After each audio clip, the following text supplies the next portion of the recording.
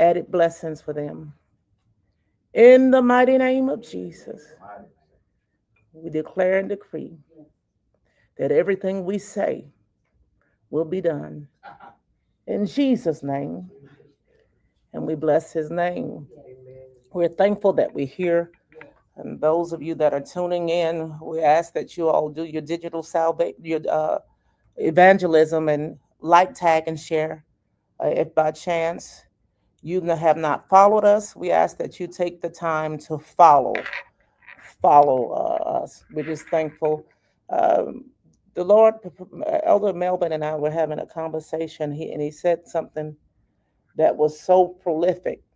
And I asked him, I said, "Well, will you share that with us in Bible class?" And he agreed to that.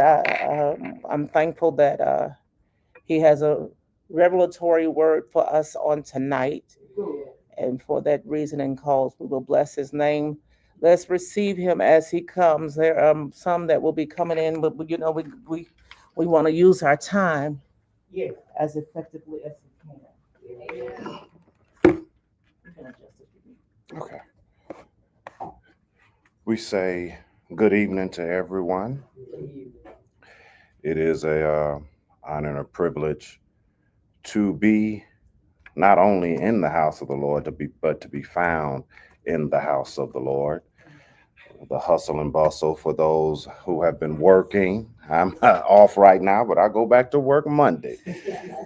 So it's been a wonderful time off. But to those of you who are in virtual land, we greet you as well. This is Wednesday Word Walk.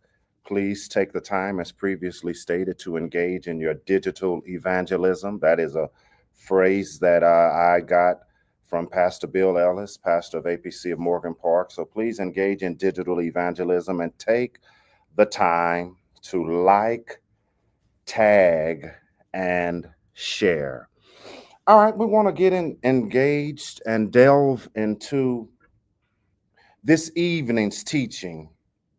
And as previously mentioned by our pastor, she and we were talking, I think it was Monday, and I made the statement, I said, God gives us a glimpse, and it is up to us to make it a panoramic view. Good. I'm going to say that again. This is what sparked this Bible study this evening. She and I were talking, and I stated, God gives us a glimpse, and it's up to us to make it a panoramic view. I want you to imagine this. I want to paint this picture. Imagine standing at the edge of a dense forest. You're peering through a small clearing. In that moment, all you can see is a patch of vibrant green leaves and a hint of sunlight filtering through the branches. Now, I want you to garner this in your as preachers say, in your mind's eye. It's a beautiful, peaceful scene, a glimpse of something greater. But as you take a few steps back, the view opens up. Suddenly, you see the vast forest stretching out beyond what you initially saw, with towering trees, winding streams, and distant hills. That small glimpse was just a tiny part of the entire landscape. Oh, that's true. That's true. All right, we're setting this stage. Similarly, God often gives glimpses of his plan, moments of clarity, grace, or even purpose. But it's up to us to step back, reflect, and trust him, allowing those glimpses to expand into a panoramic perspective that reveals the full, breathtaking picture he's painting of our lives. Now, let me state this. and we haven't even gotten into the points or the principles, using the illustration of peeking into that dense forest through that small opening. Brother Melvin, why is it that I've gotten the glimpse, but I can't see the panoramic view? Sometimes we too close to the bigger picture and we haven't taken the time to step back to give God time to allow us to see. There it is, the spreading, the vastness of the glimpse that he has given to us. We're too, what's that song? Too close to the mirror to see what you see. All right, let's delve into him. Point number one, part number one, if you want to say that, is first simply God's glimpse. And you can put a hyphen or a dash. It's the first spark of his plan. So part one, principle one, is God's glimpse. It's the first spark of his plan.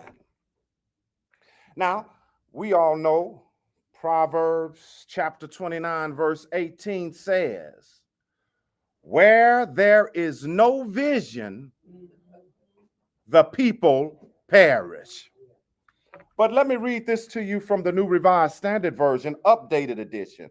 It says, and I want you to hear this, where there is no prophecy, the people cast off restraint, but happy are those who keep the law. Yeah. I'm going to read it to you from the other version. We know it. Where there's a vision, where there's no vision, the people perish. But the New Revised Standard says, where there is no prophecy, the people cast off restraint, but happy are those that keep the law.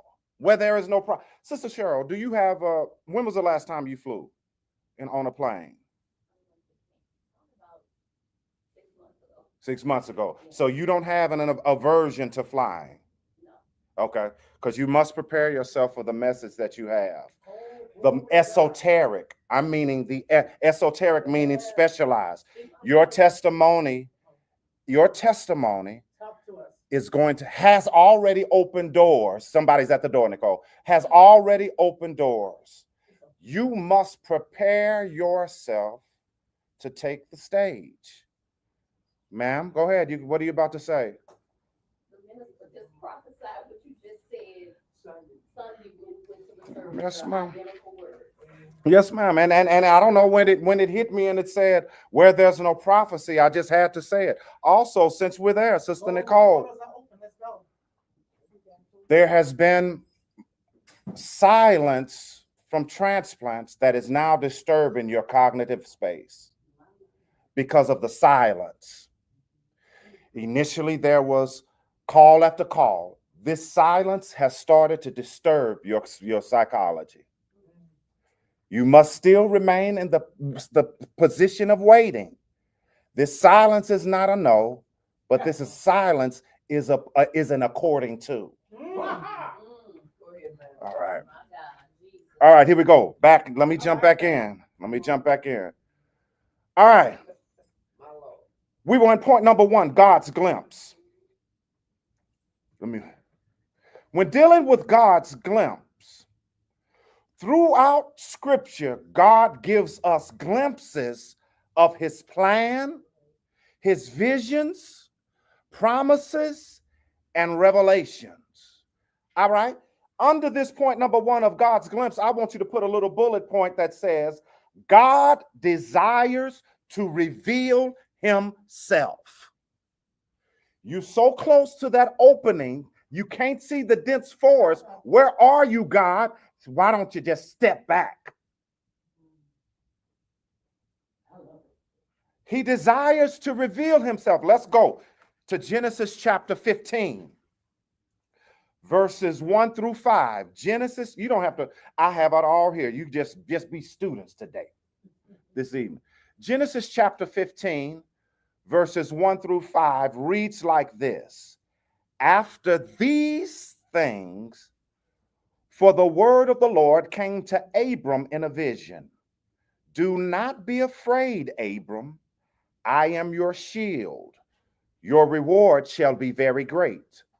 But Abram said, O Lord God, what will you give me? For I continue childless, and the heir of my house is Eliezer of Damascus. And Abram said, you have given me no offspring, so a slave born in my house is to be my heir. But the word of the Lord came to him, this man shall not be your heir. No one but your very own issue. Look how the New Revised Version says. Y'all, the mothers know that sometimes them children's become issues. He says, no one but your very own issue shall be your heir. He brought him outside and said, look toward heaven and count the stars. If you are able to count them, then he said to him, no, let me read that correctly. I didn't read that in the correct round. He says, look towards heaven and count the stars if you're able to count them.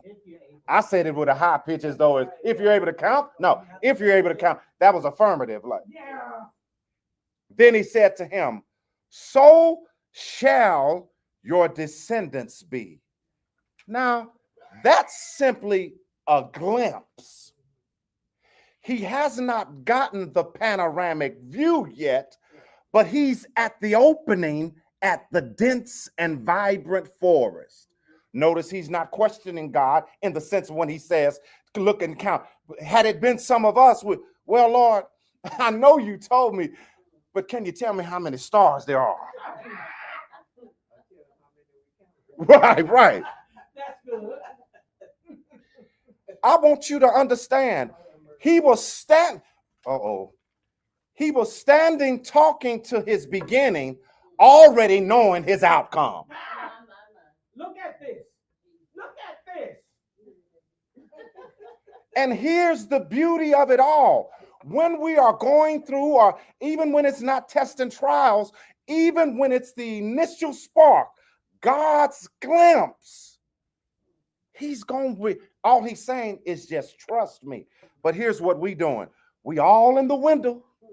God said, I'm going to do this. Count the star. Lord, I went to the Louisiana Arts and Science Museum, and I'm by the telescope trying to count them for myself. Put this bullet down. You need to put this down. The initial spark. God often starts with a small glimpse.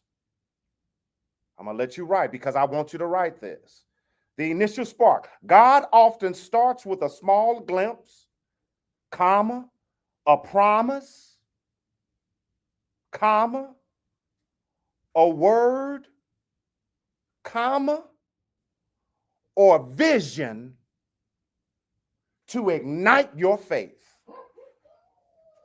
I want you to read that back to me. Anybody can, because we're not just going to come here to get scriptures, but it's about the practicality of what we have. Somebody read it to me. God often starts with a small glimpse, or a promise, a word, or a vision to ignite your faith. See, if I give it to you all at one time, you ain't going to take no more steps.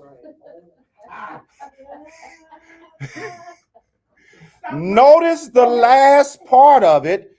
It's to ignite your faith. Oh, sister, the Lord gave me a glimpse of what he's going to do in my life. But you've only left it to the glimpse because you're expecting God to bring it to you instead of you taking a step towards it. And I know this is a bit corny, but it goes back in the day how a pastor or preacher would demonstrate putting feet to your faith. Faith without works is dead. And that preacher would say, that's like you asking God for a job and not putting out any applications. Yeah. You must put feet to your faith. Let's go to Exodus. Go ahead. And I'm talking about how God often starts with a small glimpse, a promise, a word, or vision to ignite your faith. All right, Exodus chapter 3, verses 1 through 6. Read like this.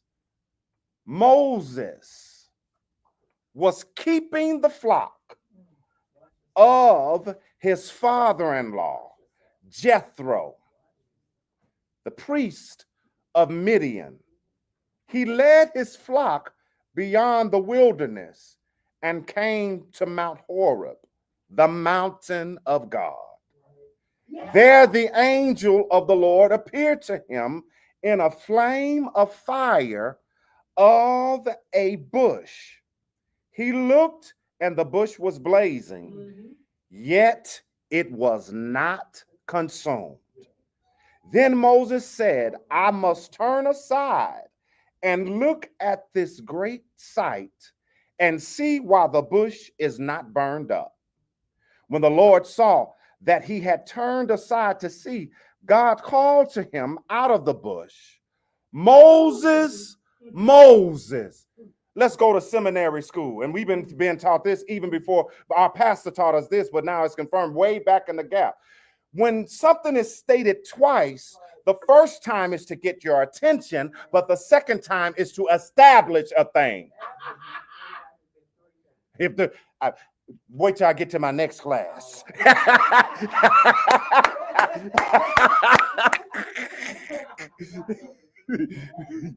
He says, Moses, Moses. And he said, here I am.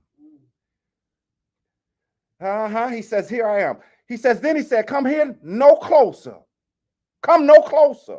Remove the sandals from your feet, for the place on which you are standing is holy ground. He said further, I am the God of your father, the God of Abraham, the God of Isaac, and the God of Jacob. And Moses hid his face, for he was afraid to look at God. How in the world do you show me a burning bush that isn't consumed, but yet you already see the outcome of a whole nation coming out of bondage, and not only that, they didn't go out empty-handed. Ain't it something when you are the slave and the people want to push you out, and so they want to push you out, so they say, let me give you something. Yeah. How I'm the enslaved one, and I'm just gonna put it in our terms. How you done held me enslaved 10 to all these years. I'm 30 years, I'm just 30 years old. I ain't had on no clothes but tattered and torn. And I'm leaving with my garments sticking to me because of the sweat and the blood. But now I go from no clothing to wearing Gucci and Prada because the folk gave it to me.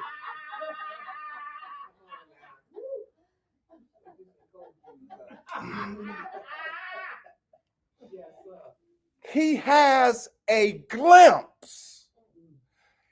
He's so respective of the glimpse that he hid his face because he was afraid. Maybe we haven't gotten the panoramic view is because we're too busy attempting to stare at the presence of God. Now that's good.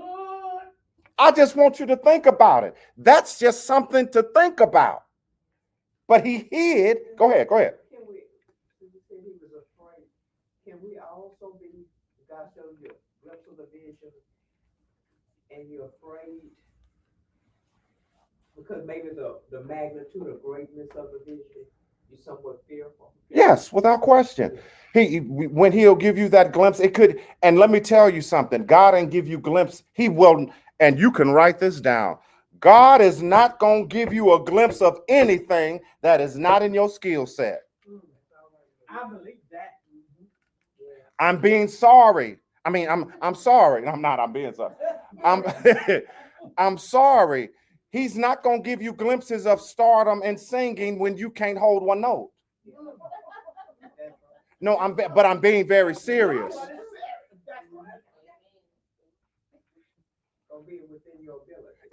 There you go. It's going. Oh, exactly. It's going to be within your wheelhouse, or him saying, I'm going to take that and I'm about to stretch it. Key point here. And I'm about to move to point number 2. The key point dealing with that Moses thing. God's glimpses are intended to spark faith and curiosity encouraging us to seek more. If his glimpse does not encourage you to seek more, that was you. That's right. I'm sorry, I'm beginning to get a little sweat, a sweat on my head now. If his glimpse does not spark you or cause you to endeavor to do more, that's you. Oh God, help me even more. That's all right. All right, let's move to point number 2. I want to get through as many points as I can. I only have 4. Point number 2, and our time is it's already 6:52. All right. Point number 2. Making the most of the glimpse. You can hyphen it or slash it. Faith in action. Making the most of the glimpse. Faith in action. Hebrews 11 and chapter 1. You already know it, and I'm going to read everything I read tonight is from the New Revised Standard Version. It says, now faith is the assurance of things hoped for, the conviction of things not. Oh, that's just a conviction of things. I know it's going. I don't see it. But that's why we got to expand our horizons beyond the NIV and the King James Version. Even now, and now, mind you, the NIV is closer to the original text. But see, it says, now faith is the assurance of things hoped for, the conviction of things not seen. Here we go. Make your first bullet point under part number 2. Faith as a bridge. Faith as the bridge. Not as a. Faith as the bridge. Right, get ready to write this. Faith transforms a small glimpse into a stepping stone toward God's full vision. I'm going to say that again. Faith as a bridge. Faith transforms a small glimpse into a stepping stone toward God's full vision. Let me tell you something. For some years now, I've gotten glimpses, even when I was younger. And in my mind, I'm going to be honest with you, the glimpses of speaking in front of people, I thought it was preaching. Yeah. You know, in my mind, you know, I'm 25, 27, 30. Oh, yes, sir. I didn't know that it would be in ballrooms with thousands of people talking about trauma-informed care, talking about vaping. But let me tell you something.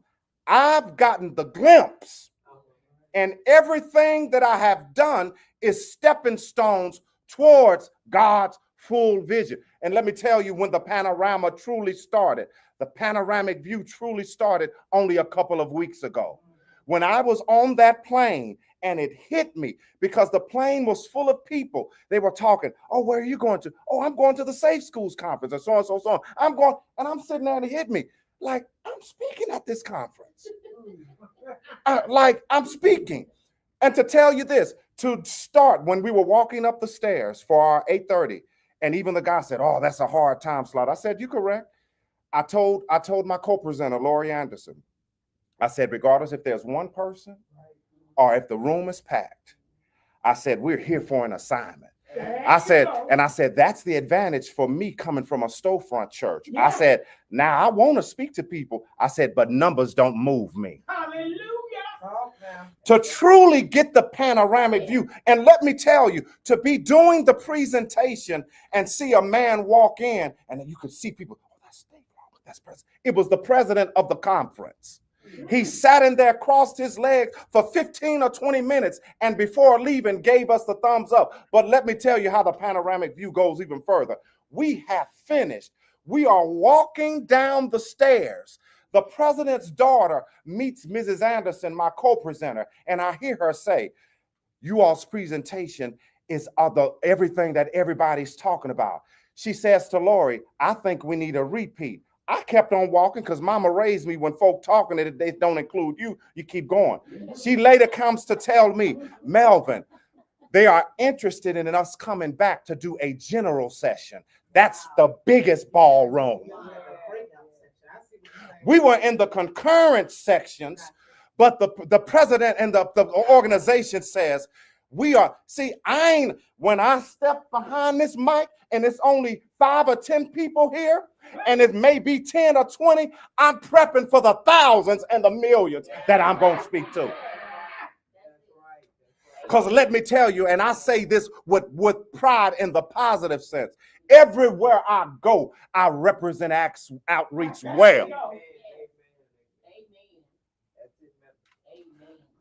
But the glimpse that he gave me, it took steps I had to take. You know what I do? I watch orators on a regular basis. And when I told I was even asked, who are some of the people you watch? I said, Barack Obama and Ronald Reagan. And when I said the second, I said, this ain't about politics. I said, how many times have you seen Reagan mess up, pause, everybody laugh, and he makes fun of it? And he said, you're right. I said, how many times have you seen when Ronald Reagan makes a comment, the crowd goes crazy? He will stay there 10 or 15 minutes and bask. He said, you're right. Let me tell you something. When he gives you a glimpse, you got to start to study to show thy work approved. All right. Faith as a bridge. Let's go now to Genesis chapter 12, verses 1 through 4. Says, now the Lord said to Abram, go from your country and your kindred and your father's house to the land that I will show you. I will make of you a great nation, and I will bless you and make your name great, so that you will be a blessing. I will bless those who bless you, and the one who curses you, I will curse. And in you, all the families of the earth shall be blessed. Verse number 4, which is the culminating verse. So Abram went as the Lord had told him, and Lot went with him. Abram was 75 years old when he departed. What are you talking about, Brother Melvin? Our glimpses, that takes up time where we must act on the glimpse. You can make a bullet point. Acting on the glimpse. Abraham's journey began with God's promise. Abraham responded in obedience, trusting God's plan, even before seeing the full picture. I'm going to say it again. We as saints of God, we as a body of believers, I'm going to be honest, we are truly result driven. We are outcome driven. If we would make a clarion call, it would be, let me see it first. Let me know first. But here it is. He's told, number one, I'm gonna make you so great. You're not gonna even be able to count the stars. But now I'm telling you to go to a place that you don't even know about. What if the glimpse is your skill set, but you don't see yourself in it? And that's all good. Yes, sir. Yes, sir. Go ahead, Sister Nikki. I'm sorry, y'all. I'm sweating. I'm good. You know, just sitting back wondering, how this gonna work for me. A lot of times we sit on our role. And this is, the Lord has shown me. See? So start here. Come on. Because that's my passion. It is. I don't want to get another degree. I don't want the secular education. This is my passion. And all this time I've been sitting and doing nothing. We coming to bring you out. We coming to pull you out. From glimpses to we are, and let me tell you something. Some of our glimpses have remained where they are because of some of the mindsets that we have been trained and inherited. Inherited mindsets. What is called Epigenetics, what is passed down from one to how a parent, my mother has passed down epigenetically anxiety. As that's epigenetics, the DNA. So understand this. Persisting in faith, man. Yeah, one of the parents. Yeah. Persistent in faith. Sometimes the full vision takes time. Noah was given some idea about the ark in chapter 6, but it took all the way to 9 for it to be fulfilled. The ark was built based on a divine glimpse of a coming flood requiring faith and persistence. Let me say this. Oftentimes, and it's easy because I want results right then and there. It's when we get the glimpse, and even when we take the time to step back and get the panoramic view. I'm going to tell you, sometimes I've been like, Lord, when I say stage, I'm just meaning that as a generic term. Lord, you've shown me the stage. I'm putting my feet to faith. How long? Yeah, we will. How long?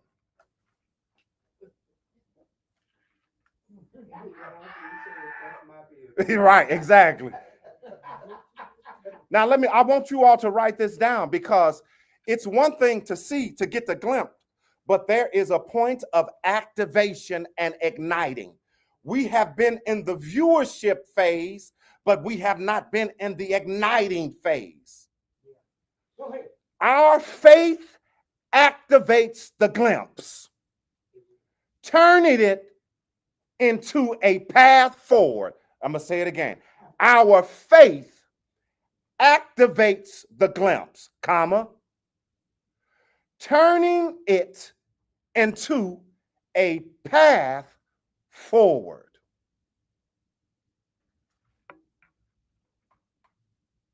All right. Now we go on to point number 3. Expanding the view. That's going to be point number 3. Expanding the view, dash it, from gaze to growth.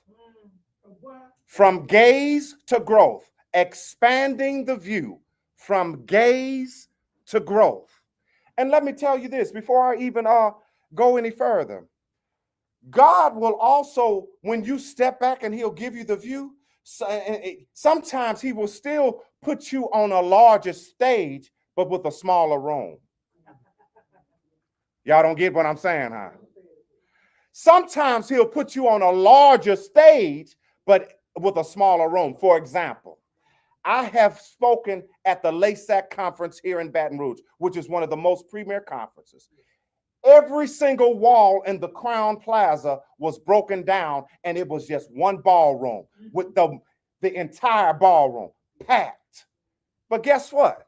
I go to a national conference 2 weeks ago, and it's 30 chairs in a little bitty room. However, the stage was bigger, but the room was small.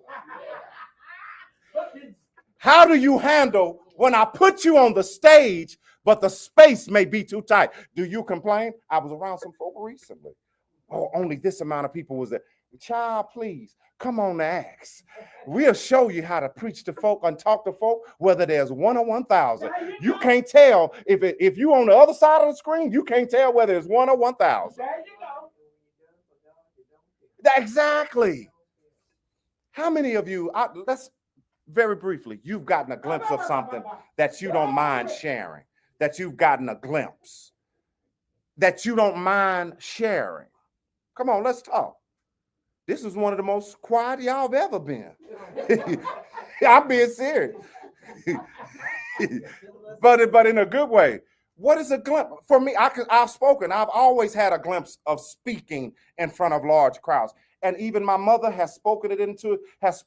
And when Pastor Stella Righteous many years ago at Central Buffet, I'm sitting up there. She came and came and invited herself and said, I see you being a resource that's going to connect the bridge from the secular to the spiritual. But here's where she hit me. And she said, it ain't gonna affect your anointing. She said, it ain't going to affect it in a negative sense. She said, she said, your skill set is going, and I wasn't even at eye care then. No. I said, I was a PT. She said, your skill set is going to be so that there are going to be thousands of people that can do what you do, but they going to want you. No. She said, and I've even recently, I said, well, there are some others that could do that. Speaking, Mr. Sanders, our company called you because we want you. All of these things, but you can't be afraid to step on the stage. So if you are a writer and the New York Times calls you for an interview, ain't no time for clamming up. No.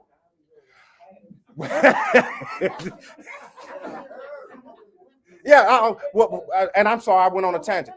What anybody wants to share what God has given you a glimpse of? Yes, ma'am. Talk about it. Preaching and talking on a big stage, and it was a big auditorium, and it was kind of dimly lit, but I was there on the stage, and God brought back to me that view when I was on the stage with the top minister. Oh yeah, Panaromi. Back to me and said, "This the vision." See, and let me tell you, He will always remind you of the glimpse that's now the panoramic. Yes, sir. Yes, ma'am, Sister Nicole. Speaking. Y'all are hilarious. She said, do it before.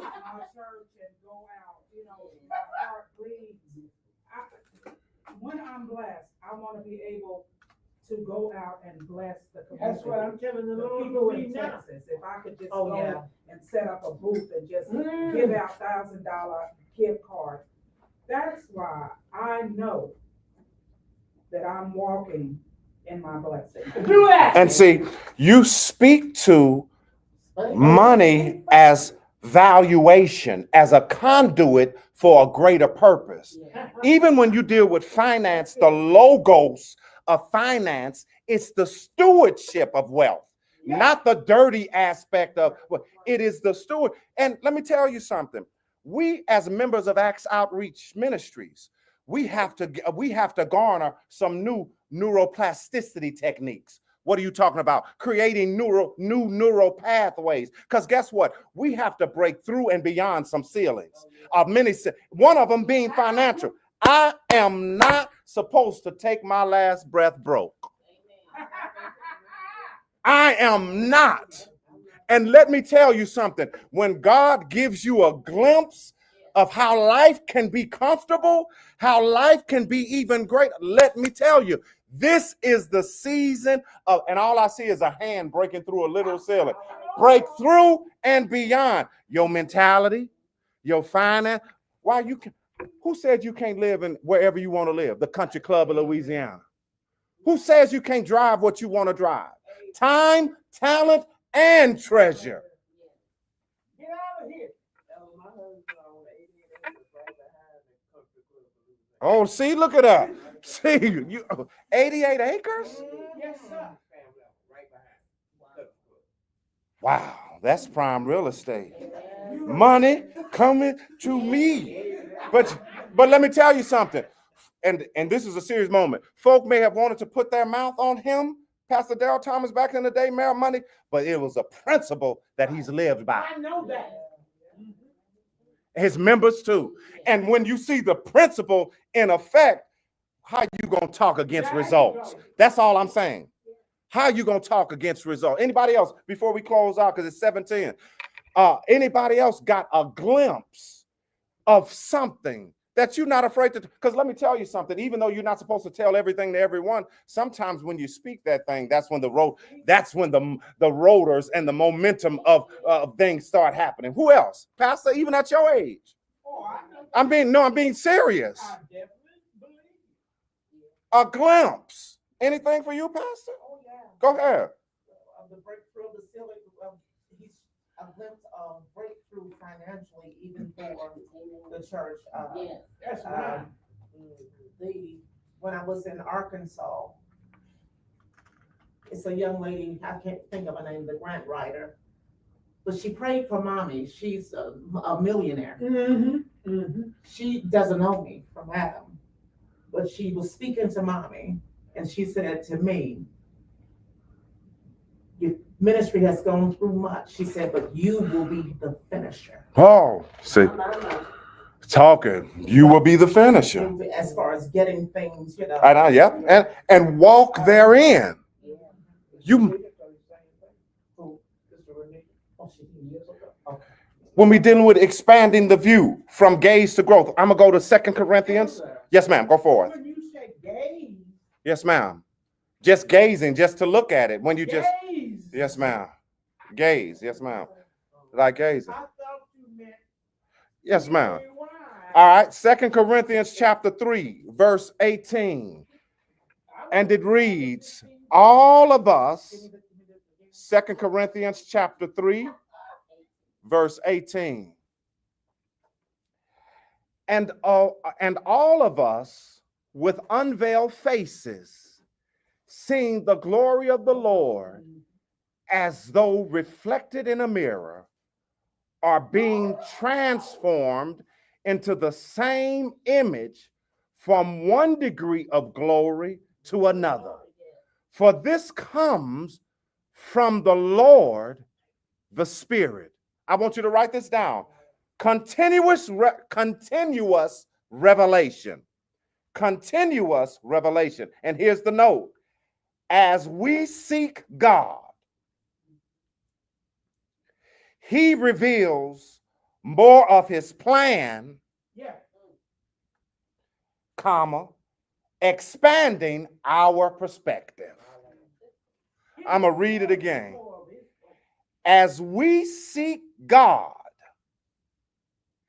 he reveals more of his plan, expanding our perspective. Brother Melvin, why have I been stuck in the glimpse phase? Notice it says, as we seek God. Sometimes we seeking the glimpse and the result of the glimpse as opposed to see. For example, there are so many people who, let's see, that may have gotten a glimpse of a stage. Let's say we're just going to use that. Yeah. But instead of stepping back to get the panoramic view, they trying to put themselves on every program in their city and their region. Good. Say it again, Pastor. Yeah. To make themselves known. Now, don't give me the story about Shirley Caesar. I know Shirley Caesar, and back in the day, put her own name on program to go to say that was Shirley Caesar, and the rest is history. If we are not careful, evangelists, and everyone in here, we are chasing the outcome instead of seeking the revealer who gives the revelation. Notice what I said, seeking the revealer who gives the revelation. All right? Personal transformation. Seeing God's glory changes us, our understanding, attitudes, and actions. When you seeking him, some stuff ought to be cut off. How you gonna get to the big, and we just using that as a step. How you gonna get to the bigger stage when you can't be pruned? That's why you stuck in the window of the forest instead of the panoramic view of it. Take your time. Some folk are stuck in the glimpse of the forest because they ahead of God. Oh God, you showed me I'm gonna be directing like Ricky Dillard.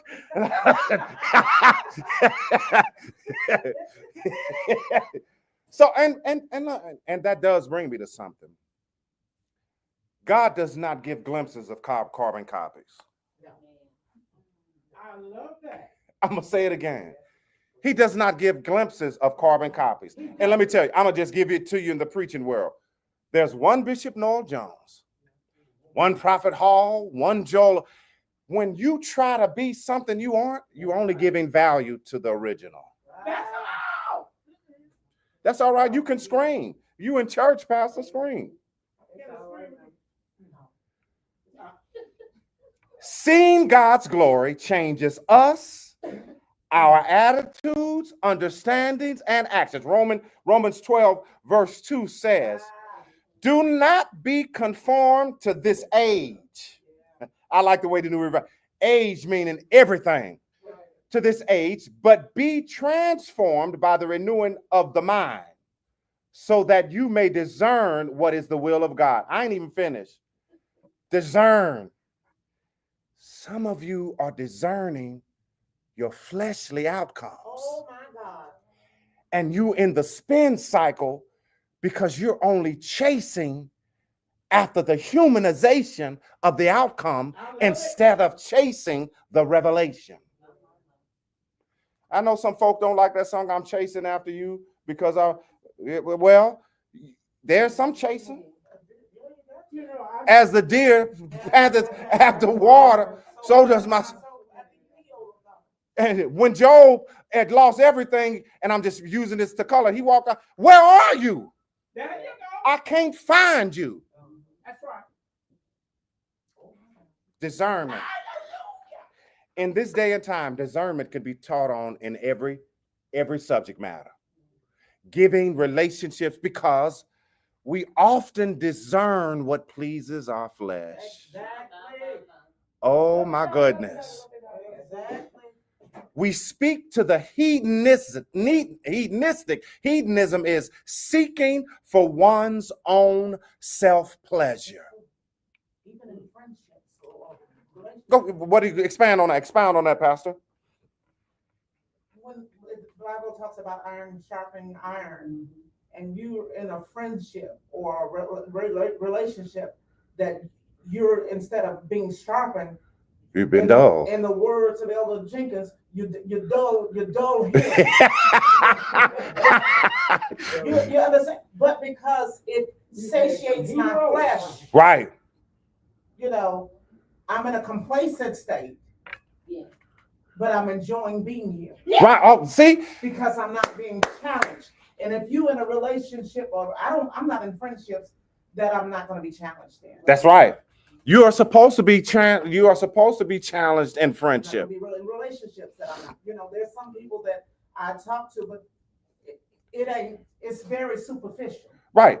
And I'm even learning, especially in. Why is it very superficial? Because we don't have I paid people to talk to me, and I correct them as they talk to me. You can, but still, when you get to the girth or the depth of the moral of the heartier part of the matter, you're not gaining anything from it. Right. Yeah. No, but you're helping somebody else. Yeah, but you can pour. You can keep pouring, but the cup got to get full at some point. Yeah. And I get what you're saying. And when we deal with this Romans 12, we want our situation to change with the same mind. Can I say it again?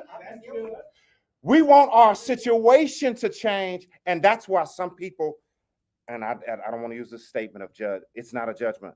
Some people have failed when they got to the panoramic view.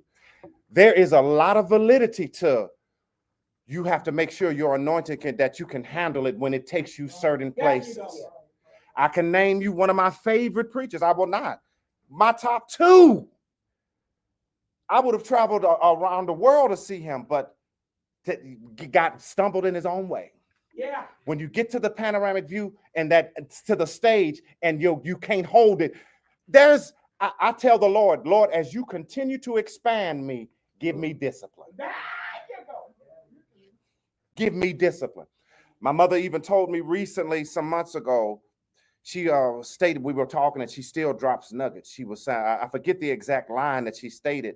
She was like, so-and-so, you got to keep yourself. She said, character and integrity. And so I was talking to my best friend, Pastor Bill Ellis, and he said, and we're grown men. He said, you know what else is nestled in that, Melvin? I said, what? He said, your mama indirectly was also saying, keep your thing in your pants. That's what came from him. That's what he said. And we're all grown, and that's not to be offensive. But it goes back to what she says, iron iron sharpening iron. For him to say that, to understand, and I knew that there was validity to it. Folk getting to the stage with no character and no integrity.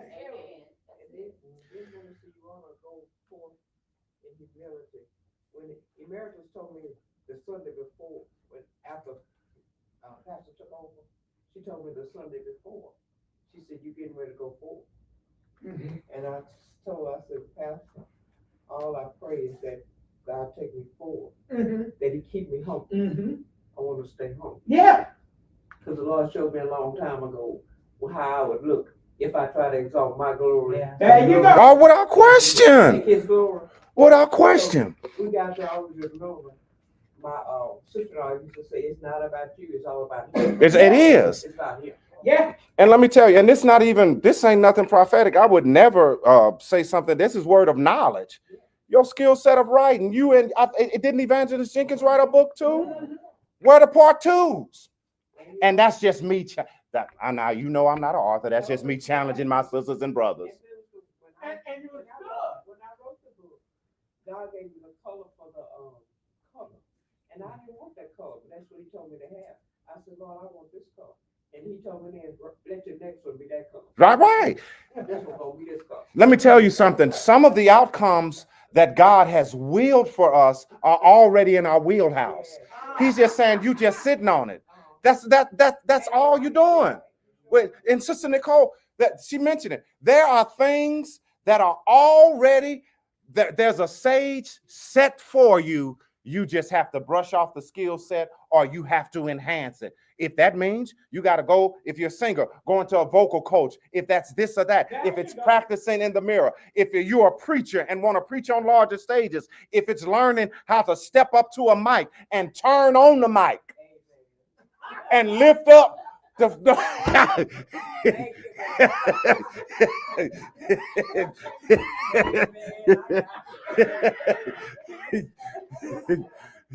and being able to turn on the mic and lift up. Because let me tell you, as you expand, you're going to be challenged. When you go to a church and they say, Evangelist Moore, you will have 40 minutes and this is your countdown right here. You cannot go beyond this. This is the stuff that we talking about waiting on the Lord to give us a sermon when they call you a month in advance and say, "We need your sermon title and your scriptures so we can create slides to go with your." This is the stuff you have to be prepared for.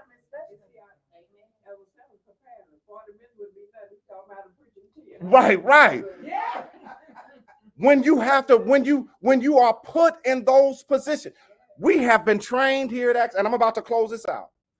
We have been trained here at Acts Outreach Ministries. We were trained at PACT, Pentecostal Assemblies of Christ Temple.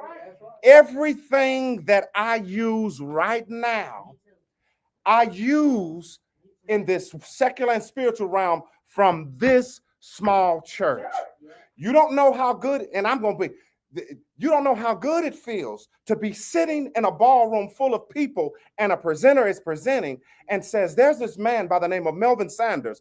I was watching him present and to see a quote from me, this quote that said, 'No is a complete sentence in any language.' And I'm sitting in the ballroom.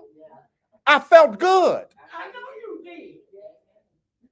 But don't tell me no. Let me tell you this. And also, as you get to that outcome, you have to be comfortable with the expansion. You have to be comfortable with the expansion. And I say this, use me as an example. At this last conference, we're being taken to eat, and I see the buffet over here where everybody's in. They're like, you over here. I'm like, wait. I see the chef over here with the white coat, and the speaker's buffet got sushi on it and sashimi. I wasn't comfortable at first. Why? Because I'm looking at people that can't get into the line that I'm in. But here, my daughter, and I thought about it when we were at Universal Studios, when we had our passes, and the people, when we went into the King Kong ride, were just looking at us. I said, "Malia, you see them looking at us?"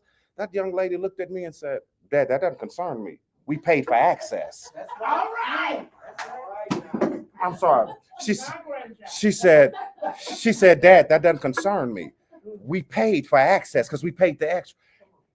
Be ready.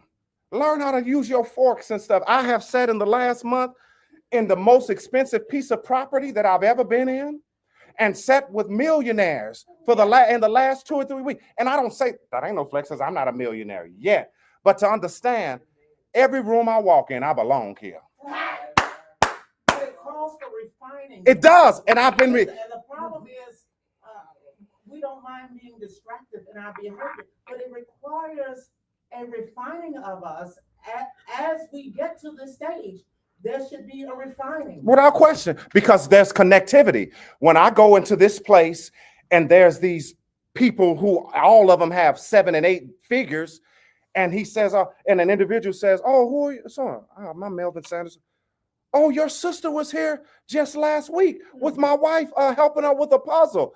Oh, she's such a great person." We're talking about one of the most prominent voices in the entire world. I said, "I'm so glad that my sister represented well." Because you own the room, and I know this is kind of switched into motivational speaking. You own the room.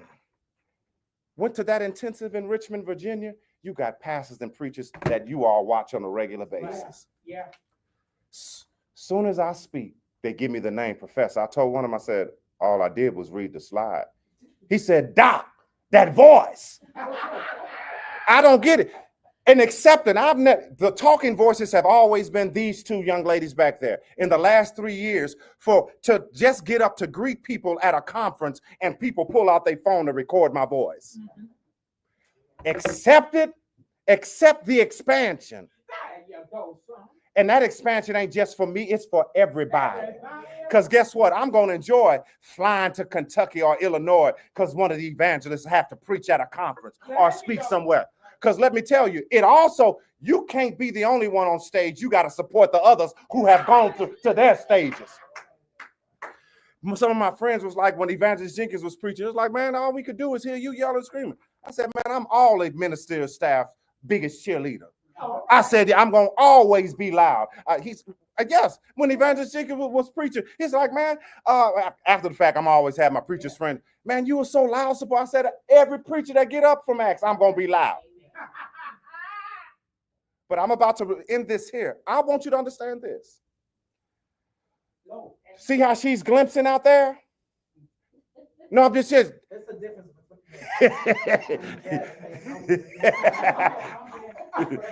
between. That's a glimpse.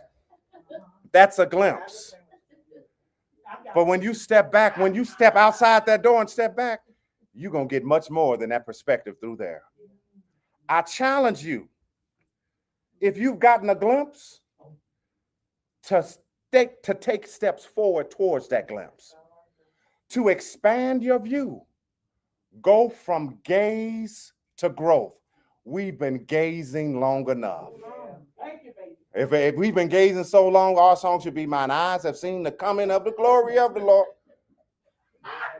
But I come to decree and declare to us as I exit stage left, this is our season individually to break through and beyond. And this is our season collectively to break through and beyond. And guess what?